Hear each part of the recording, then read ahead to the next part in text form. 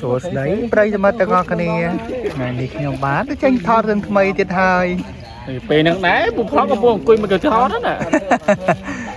rừng mấy bóng ôn trăm đàn tôi xin ta ngọc này hắn chả nói Mr. Flap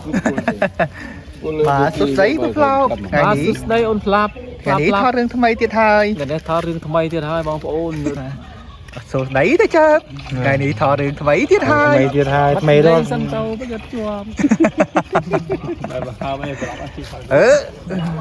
cục bay rai lâu ha cục bay rai đâu thọ rừng mấy thiệt hai lăng ta trà và cú tận đang miền lăng ấy thế và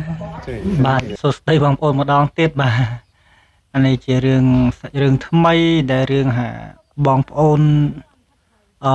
មិនយល់គ្នាអញ្ចឹងណាបាទនេះប្លង់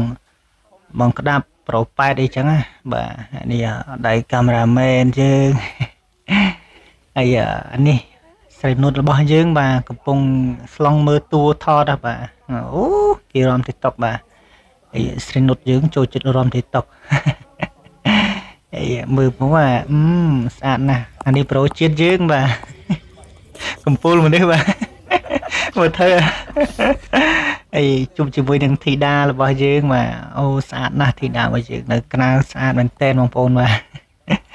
គាត់ស្អាតបាទហើយ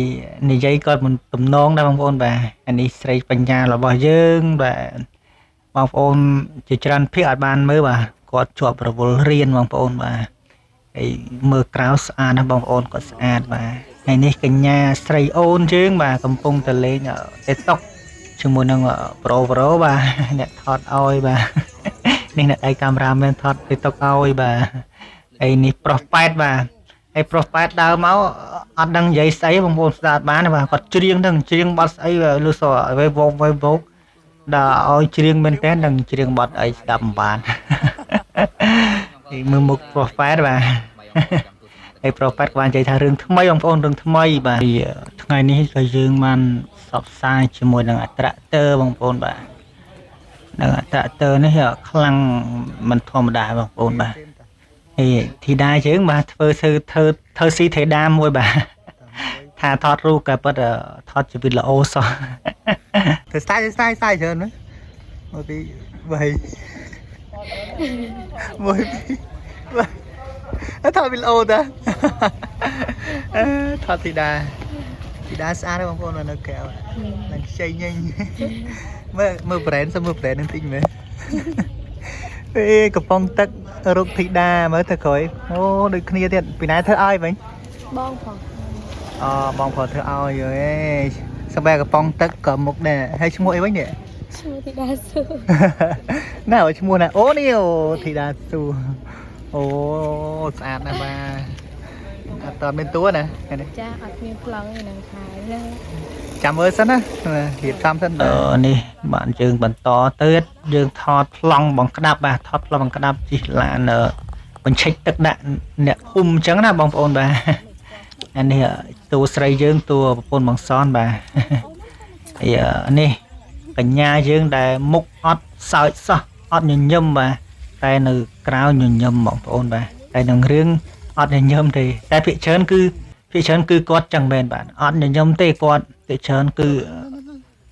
មុខស្មើហ្មងអ្នកណាហៅឬក៏ម៉ែហៅភាគច្រើនគឺមុខស្មើមិននិយាយស្ដីទេដូចយើងសួរភាគច្រើនថាចង់10ម៉ាត់វិញគាត់មិនចង់ឆ្លើយពេលខ្លះដល់គាត់ឆ្លើយ1ម៉ាត់2ម៉ាត់ហើយបាទ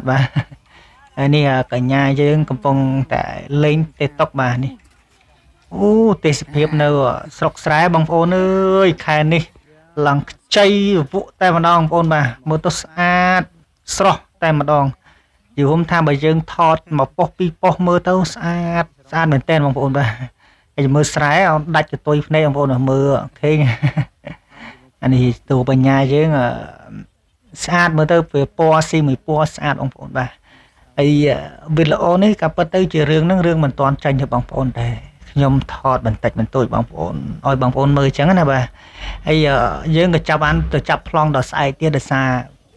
ពេលនេះគឺយើងចាប់ប្លង់ដល់យប់ហើយបងប្អូនបាទអរគុណច្រើនបងប្អូនបាយបាយ